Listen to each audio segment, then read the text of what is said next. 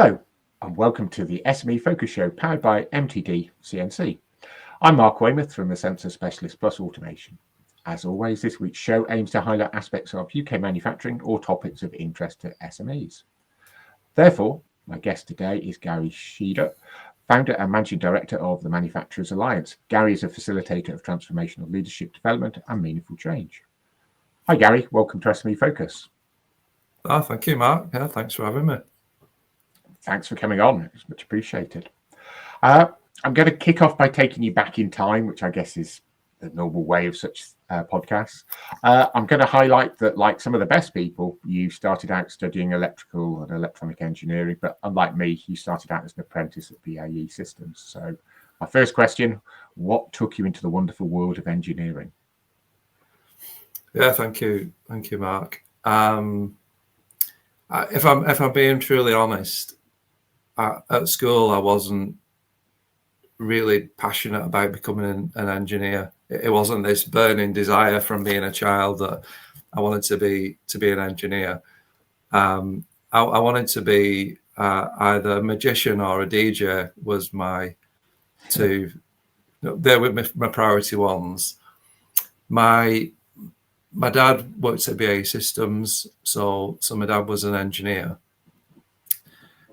And I think coming to the point of doing GCSEs and starting to think about what's coming beyond the end of school, I hadn't enjoyed academia. If I'm being honest with you, yeah.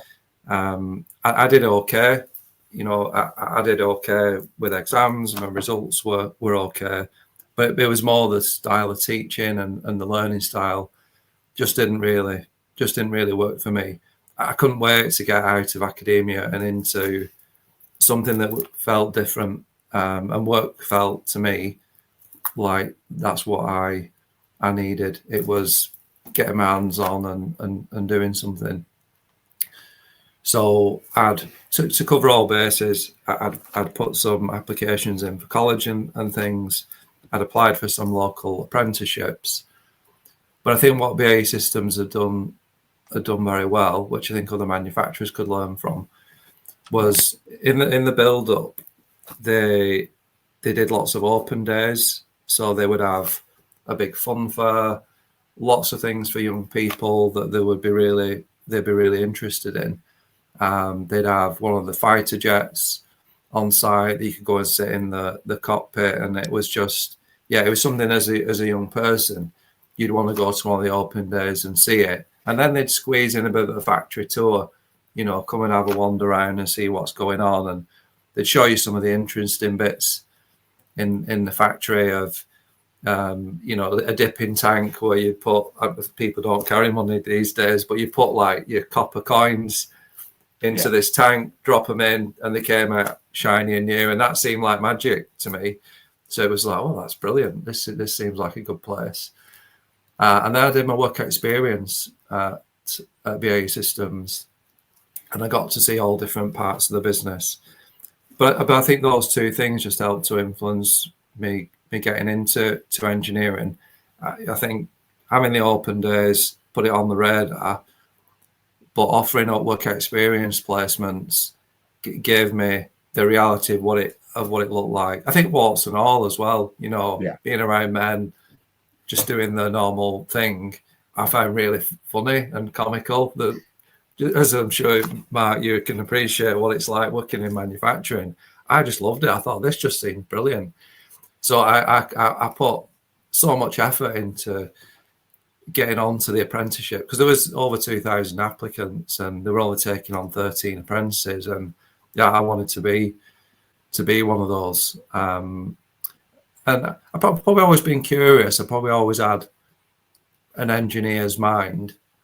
So I think the electrical engineering I found quite easy. If I'm being honest, you know, because it was more pragmatic. And I know we've spoken about the Women in Manufacturing conference. It was interesting listening to the young people who have been educated in a way at school that they believe they're not good at maths or they don't like physics, and then they get into engineering and they're like, I've learned that I love maths and I'm really good at it, and I'm good at physics, but it's just the way it's taught, isn't it, in school? Yeah. doesn't work. That style doesn't work for everyone.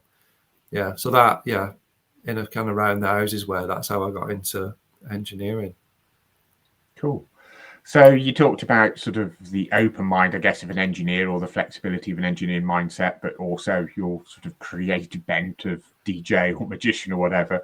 And I guess that sort of leads to the quick or early career change where you move from electrical engineering across to design. So you're with a office, I can see this is LinkedIn anyway, saying that you're with an office furniture company in a design role for 12 years, a couple of years as a roofing engineer, before a big switch across from being employed to becoming starting up a business consultancy.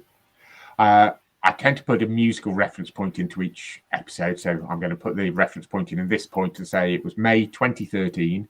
Get Lucky was in the charts and it was Daft Punk, but it featured Pharrell Williams and Nile Rodgers. It was number 1 for 4 weeks. So when you founded the Manufacturers Alliance, can I ask, did you get lucky? I'm assuming you had it's now 12.5 years old, you did, but how did it go? Were you lucky? I think it's all been based on luck. I think I've been lucky in life. I think, I've been lucky to have good people around me. I think through my career, I think people have seen things in me that I haven't seen myself. Had some real good mentors. But yeah, I think the launch of the Manufacturers Alliance was, I think, a meeting of my own personal values and like some needs in the world that kind of tugged at me in a different way to try to achieve something. So the start of the journey with the Manufacturers Alliance started as a fundraiser for a charity. So, someone that I knew at the time had lost a daughter to a congenital heart defect, and she wanted to start a charity. She wanted to raise some money. So the charity's Legans Foundation, which is a fantastic charity that has now become a national charity. That was an idea, going back nearly 15 years now. And I'm not big on networking, if I'm being honest. I think I've warmed to doing a bit more of it and getting into it, as I've got older. But at the time, the idea was to run a networking event, raise some money for charity, ask people to contribute something. You've got loads of contacts, Gary, in manufacturing. Let's run a manufacturing event, and that'll contribute something towards the start of this charity. And we did, and it was amazing. And it led to what I thought was going to be just a one-off fundraiser to people saying, when are we doing this again? And it was like, I don't really like networking. That's it. It's done. But there's something about the raising the funds and helping Karen with the charity that was like, do you know what? This is really worthwhile. I think we should. And it led to about 3 years or so of like monthly meetings of just pie and peas in an evening of raising money for charity. And it was also a place for manufacturers to come and meet. The network grew over time. It was a safe space really to come along, share some of your challenges and things that were happening. And we'd bring in speakers and different people that were supporting manufacturers. But every meeting, as well as being helpful to manufacturers, we'd raise some money for a charity. And we just met lots of local charities, invited them in. And I think the amazing thing, there was always someone who resonated with that charity. There was someone in the room that would say, I love that charity, or I love that person who's running it. And still today, I can still see those connections years later that people have stayed supporting. But from within that network, the Manufacturers Alliance was born out of probably people who wanted a bit more than pie and peas and chatting. They wanted to get to the root of some of the issues they're having. They wanted to share ideas. They wanted to spend more time with certain people in the group, go and see their factories, learn how they have changed the culture or have grown. This business is saying it's grown by 50% over this last 2 or 3 years. How have they done that? So we did a full day event. And this was the start of the peer group journey of doing something a bit more than pie and peas, but I think seeing the value of putting in a room manufacturing businesses that were operationally amazing but can't grow, and then you've got other businesses that absolutely commercially fantastic, but the manufacturing facility is shocking. And it's like if these people were talking to each other and sharing some ideas, it's a bit of a match made in heaven of putting these people in a room, and it just worked. It worked right from the beginning. Very pragmatic, I suppose. Going back to the style of learning, it seemed that people preferred that, I think, rather than reading books or doing some academic course. They would rather just go in a room and say, this is an issue we've got, or this is an aspiration we've got. What are other people doing? How have other people solved this problem? And that style seemed to work better for manufacturers and our audience. So from that initial. Sorry, Mark. And do you facilitate those discussions, or do you facilitate particular topics, or was it more just organic discussion between people? A bit of both. So the typical format that's evolved and seems to work well is we host at the manufacturing facilities. So we're on a rotation of the different businesses that are in the peer groups. They share some really good practice. Everyone signs confidentiality agreements, so nothing's shared beyond the room. So they tend to give away some of the blueprints of the things that are working well.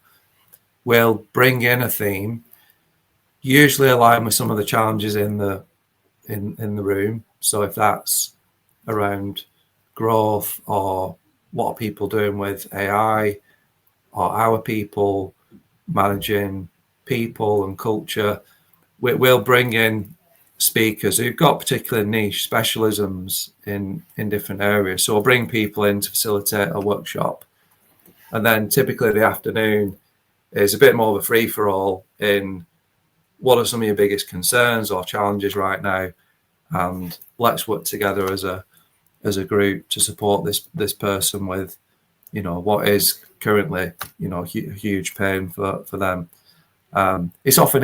It's easier as helping other people solve their problems, isn't it?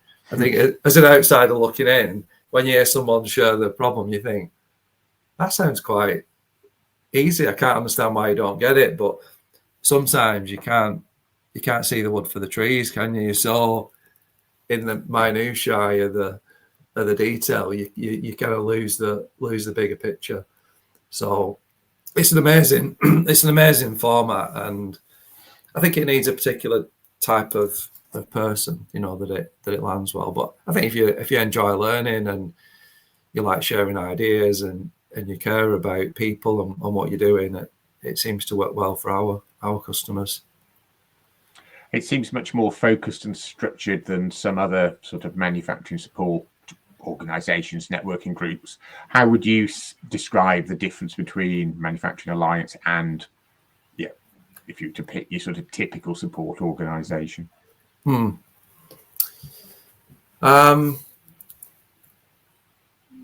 think we've got quite a special community of customers that will do anything to help anyone.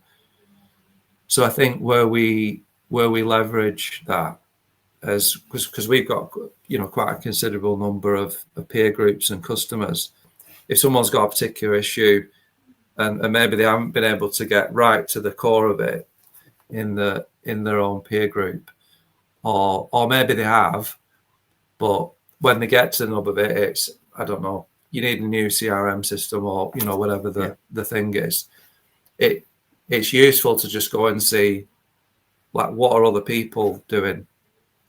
So rather than having a salesperson come in, because we all know what salespeople like, Mark, it's a chance just to go and look at some other solutions before you dive in. So I think where our community is great, and I think what's maybe a little bit different is, rather than trying to sell somebody something, it's just opening up the network and saying, go and visit 3 or 4 other businesses that have introduced CRM systems, probably all systems that are quite different, and get a feel for maybe what system's going to work best for you.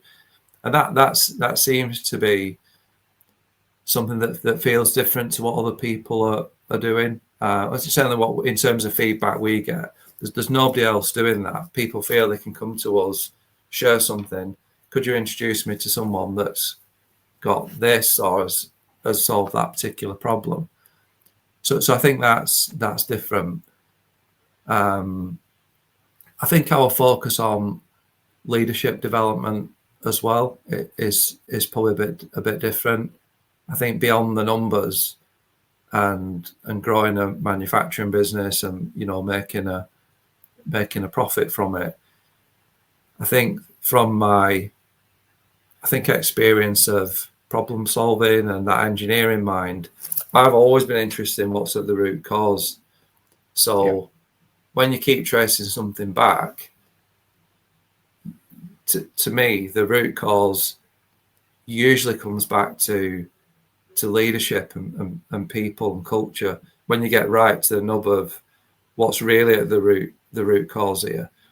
So I think we've probably got a bias towards leadership development, but it feels like a healthy bias, because if we can help people to lead better, then we know we're tackling what eventually might become the root cause of a problem. So it's almost like a risk assessment, and you're helping people de-risk running a business by helping them to lead better. So then that's never really going to be an issue or less of a problem. There's always going to be things we can improve.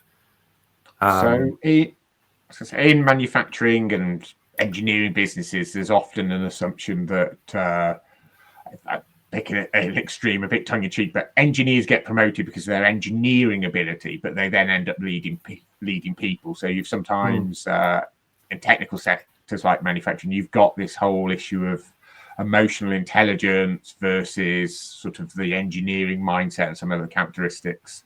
And I think emotional intelligence in leadership development is sort of an area that you coach in. Can you give us some examples, maybe some observations? Am I right in my crude assumption of the challenges of engineers being promoted, or what are your real world experiences? Yeah, I think that's still true today, that people are promoted because they're really good. Sorry, my sustainable lighting is working. People are promoted still because they're the best in the department at the job, or they've worked in that department for the longest. You've been here, 10 years, 20 years, so you should lead. It's almost like you wait for the oldest person retires, and then whoever's the oldest then takes it on. So that's still not everyone, but there's still an element of that. But I think also a lack of training, a lack of providing people with the tools on how to manage people is still fairly common in SME manufacturers. Yeah. So I think the benefits of it. So we have a leadership academy part of our offering, and we work with hundreds of people, taking them from that first ever role in leading a team, or sometimes it's people who've got huge amounts of experience but never had any training. I think what it unlocks, typical responses we get at the end of a program are, there's huge uplift in confidence in how to lead. So I think if people are being really honest, they avoid the difficult conversations, they avoid certain people, they avoid certain situations because they don't have the tools. Yeah. So there's a fear of addressing a particular issue around a person because they just don't know what to do. And I suppose from a logical point of view, it makes sense. Why would you dive into something if you don't have the tools to do it? But then that becomes a habit. You get all kinds of dynamics happening within a department when things are not being addressed. So I think it unlocks that really good balance between having a good, logical engineering mind, good problem solver. But I think when you can engage other people, you can have good relationships with people in your team, you understand yourself really well and how you respond to different situations. It seems to have, I suppose, over recent years, and this is probably just, with social media and things being talked about more openly, we seem to meet a lot more people who are neurodiverse, who don't even share it in the workplace, who share it on our program, or they've got dyslexia, or they've got what they feel is, I suppose, a slight disadvantage in leading a team. But I think from doing some development, understanding what that is, and providing some tools, it really opens up people playing to the strengths, because I think I suppose we're all neurodiverse, aren't we? We're all we're at some place on the spectrum of it. But I think to see that as a disadvantage, I think means people put themselves down or avoid things. But they can still be an amazing leader of a team and be neurodiverse. So I think it's brought out some really good topics that I do think they feed into the self-awareness, emotional intelligence aspects of leading teams, that unfortunately people share it on our development programs, but they don't feel safe enough to share it at work. So that's how do we help businesses create that kind of space where people can say, can I share some of the things that are going on for me? People don't feel that they can for whatever reason. Okay. So moving beyond sort of leadership development and more into a much bigger issue of addressing retention, engagement, recruitment, so to speak. You're a board member of Women in Manufacturing, the initiative. And before I actually ask the question, I will say that at the point when we record this, last week was the 3rd annual conference for Women in Manufacturing. And like the previous years when I went to, it was superb, a really good event, both for its positivity, but particularly for the advice it did share and the topics it sort of covered. And it was very sort of engaging and involving, and actually gave rather than just being a sounding board. So I better quickly cheerlead for what an amazing conference comes out of the initiative. Asking the question to you is, can I ask what inspired you to join, and maybe what impact you've seen over sort of the 3 years? Yeah. The conference was amazing last week, and I think it has evolved over the 3 years and will continue to. It was someone who nudged me towards it. The first conference I went along to, I enjoyed the conference. I enjoyed the content. I didn't initially think it was for me. And I don't know, there's something in the title of it. Maybe it's just how my mind works. But I struggle to understand why I was being invited to a Women in Manufacturing conference, but when I'm not a woman, if I'm being honest. I was just kind of like, you want me to come to the conference? I'm not a woman. But no, it's open to everyone. It's open to men as well. So I went along.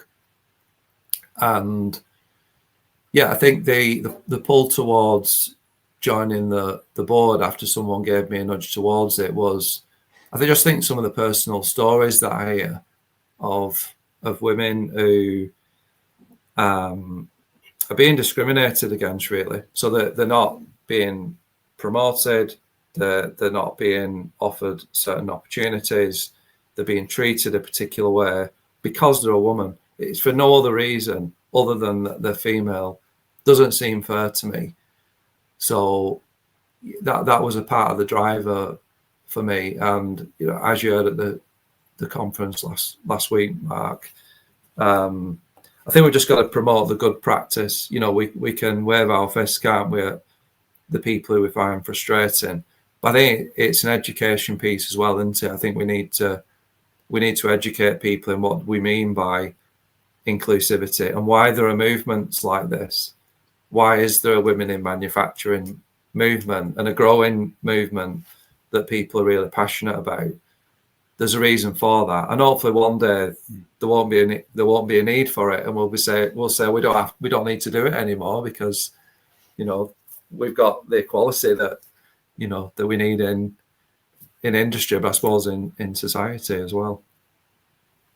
I mean, I think, particularly the way the world is at the minute, there's probably an ever greater need for it rather than a diminishing need. We're in a very strange time point at the minute. But I would say,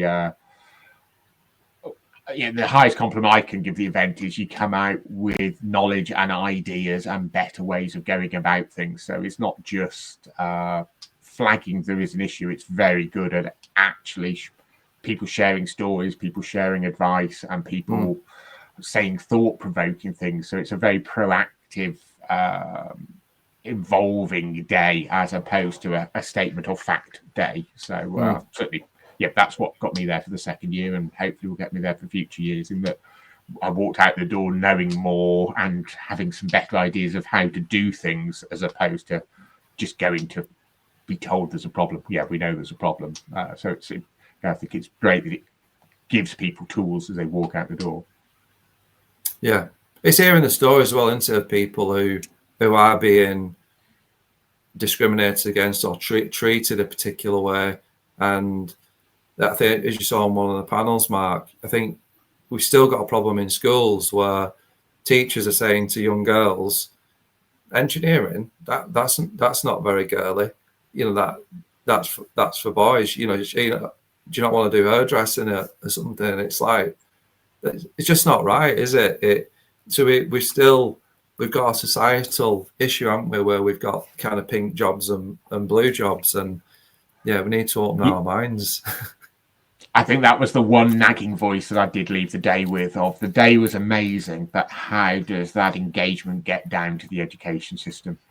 Because they say these stereotypes, and also my kids are now in their early 20s, so I've watched them go through that sort of switch to a career. And we massively underestimate how much time our kids spend with their educators as opposed to at home. I've seen, moments where my kids have sort of said things which I would never have believed based on, I know them, I brought them up, I've shown them certain things. But of course, that's only a small percentage of their life. And they spend a lot of time at school and they've come away with preconceptions of what schools taught them. And that is, how on earth we go around and redesign the education system and engage with teachers. I don't know, but perhaps that's a question I'd prefer to ask you then. So how would you redesign the education system to help us prepare better leaders and a bit more of an inclusive world? Well, I think first and foremost, by listening, I think as you heard yourself, Mark, last week, and as I hear, in lots of different spaces, listening to young people, that the style of teaching needs reviewing, and looking at different ways of educating young people. So I think the format is one. Experiential learning seems to be a way that works for lots of different types of people, of learning by doing, getting hands on and giving it a go. It's great with the theory, isn't it? the electrical principles or trigonometry or whatever you're doing. But if you can give me a practical application, that'll help it land in terms of what's the real world what's the real world application for the theory. So I think considering that, but I think we need more overlap, don't we, between education, industry, society. It seems to be in a bit of a silo, the schooling system, that there isn't enough, and it's become optional now for schools around work experience. And I mean, it's arguable, is 2 weeks work experience in your whole schooling system enough to understand that world? Probably not. So there's probably things to do on both sides, isn't there? And as businesses, how could we embrace the schooling system more, and maybe help support the curriculum or experiences to help young people understand the application of some of the theory. So I think there's work to be done on both sides. But I think also understanding, broader society, getting young people out in nature, getting young people into different parts of society that maybe they would just never experience. And we're saying it's an education system, so I think learning about life should be part of the schooling system. But probably more than anything, and you hear this in other parts of the world, it's learning who you are. I don't think our schooling system really helps young people understand themselves. If anything, it makes them feel more inferior, because you've got to be a particular way to fit in. I think rather than celebrate the uniqueness of everyone and embracing diversity, it doesn't seem to be a system that lends itself to that. So there are other schooling systems in different parts of the world that embrace the person, and it's all about going on that journey on what's right for that person. How do we bring out the best in you and play to your strengths? And maybe it's just been my own experience and some of the things I've been involved in. It doesn't feel that way in the UK, but I'm sure there are pockets of it, that are the case. And it seems to become a scary place, our education system. Like teachers don't want to go into education. So yeah, it feels like there's a lot to do, but there's probably enough people in the UK that are passionate about a better system. There doesn't necessarily have to be government and teachers need to solve this. I think it's something we could all muck in and support. It's something I'd be happy to give up my time to help with. I'm sure there'll be many, many other people who would. So yeah, there's probably a lot to do. But what about yourself, Mark? What would be your top tip for improving the system? I'm a firm believer in businesses, and particularly SMEs, and particularly I say businesses, I really mean manufacturing businesses need to engage more with their community, and part of that would be with education. So I think things like Angela Lawler's West Midlands Manufacturing Festival coming up in February is a massive step forward in just flying the flag. You've talked with passion about going around BAE on those sort of school open days, and then particularly the strength of the placement. Yeah, with all due respect, that was quite a long time ago, but you talked about it with enthusiasm, because these things that are manufactured, whether they're coffee grounds or aeroplanes or pills or all these things, or furniture that people don't necessarily think are manufactured. Everybody understands a car and a plane is manufactured, but actually showing the kids how many things are manufactured, and just the process of putting things together, I think would inspire people. I think businesses need to reach out a little bit more to their community instead of hiding away behind the doors that we manufacture things that means that things move and it's intrinsically a little bit dangerous. There's a lot more businesses could do to actually engage. I recognise that often getting that reciprocal engagement back from education is hard, but somebody's got to start. Yeah, it's just the typical response is not in the curriculum, but we need to change the curriculum to something that sets people up better for the world of the world of work. And I think there's so much diversity in terms of roles within manufacturing. I think there's a perception that manufacturing's shop floor, it's dirty, and as you say, there's many environments that are, even the shop floors are not dirty. They're, you could eat your dinner off the floor, couldn't you? In some factories you go in. But there's such a diversity of roles, with AI, with tech, with automation, with the things that are within the manufacturing world now. I suppose even if you wanted to be a YouTuber, I mean, look what we're doing. This is part of the world, isn't it, of manufacturing. We can use technology, we can film, we can introduce you to marketing. If that's what you want to be, we can find a similar role within the manufacturing world. So I think it's helping young people to see that, isn't it?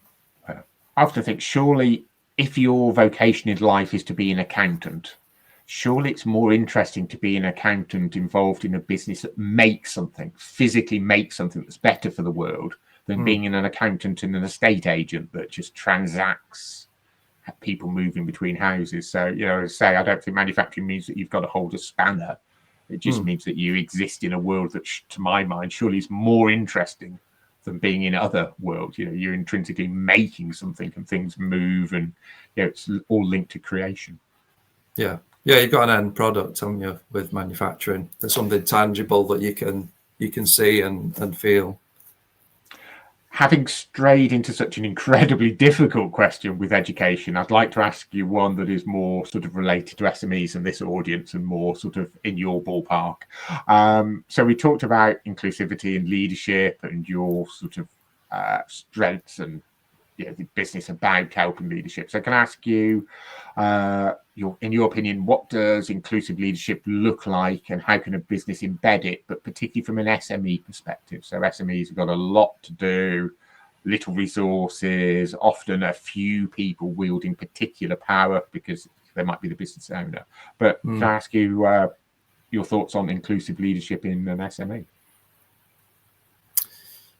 I think the foundations in an inclusive environment need to be built on trust, and I think the environment needs to feel safe for everyone to be themselves. So I think everyone deserves really to show up to work and be themselves and be authentic.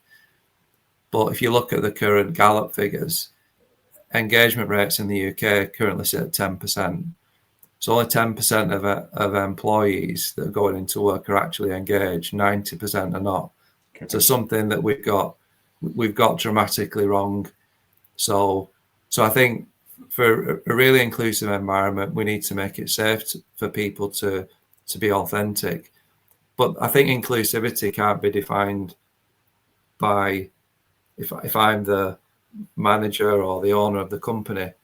Inclusivity can only be defined by the people who say, I feel included. So I think the policies and best practice are brilliant. We need to do that, but it's only working when people share with us that they feel included, and we have to be prepared to listen. And I think that's a challenge for some people, of actually zipping the mouth and just sitting and listening. And maybe you won't like initially what you hear, because if you haven't listened for a long time, you're probably going to hear a few things that aren't great. But I think you have to be prepared to be humble, be vulnerable, and say, give us the things that you find challenging, the things that you don't enjoy, as well as the things that you find amazing about this place of work. But you have to be prepared to accept it and just say thank you for your feedback. But what typically happens is people get defensive. They start waving the fists. What about this? What about that we've done? And people just say, you're not listening. That's me done. So I think the foundations of inclusivity have to be an environment that's built on trust, and we need to understand our own biases, don't we? We've all got them. You'd be naive to think that you don't have a bias. I have biases as anyone else does. So that you need to be self-aware enough as well, don't you, to know your own biases. And I think if that's if you're not sure about that, or that's new language, then there are people you can bring into your business who can help teach you about biases and what they are and what you might have. There's 360 profiling you can do if you want to understand yourself better, get some feedback from people in your environment in terms of what your strengths are, but what are some of those quirks that you've got that people can share anonymously. So yeah, there'd be some of the kind of initial things, I suppose, to get yourself started with being more inclusive. Cool. So many people are going to watch this over the weekend as this show goes out on a Saturday. Can I ask you what topic you typically enjoy talking to people about at the weekend? So say if you were stood in the kitchen at a party or at the pub, so rather than sitting in front of these little computer screens and cameras, what do you talk to real people about in the real world? It's a good question. It's quite a mix for me of like really random things. I love a deep conversation. I love a deep chat about, is God real? I like a proper, healthy, deep debate on something. But I also like silliness. Sometimes you get carried away, don't you? You're not quite sure how a conversation started. And I'm thinking about a chat that I had yesterday with a couple who run the business together, and we got on about Crocs, and it was whether people should actually wear Crocs or not, and is it just Crocs? Is it Crocs with socks? And it just, I think sometimes you just get into a chat, don't you, that just ends up being really silly and funny, and you don't even know why you started the conversation. So yeah, I think having a bit of a giggle, but at the same time, some deep and meaningful stuff is also, good. Probably not when you've had too much to drink.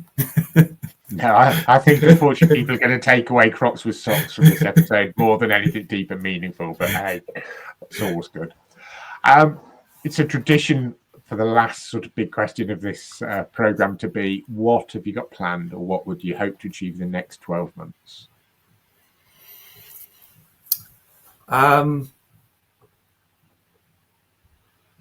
think for me, it's something I've come to realise over recent years is, we have aspirations in terms of goals and numbers, but I think what really makes a difference for me is actually making a difference. So to me, it's just doing more of that. It's doing things that are meaningful and doing things that make a difference for other people, and just staying on purpose. I think for us as a business, you need to run a business. You need to have a healthy bottom line, but it's not, to me, it's not that first and then, should we do some of the meaningful stuff? It's the other way around for me.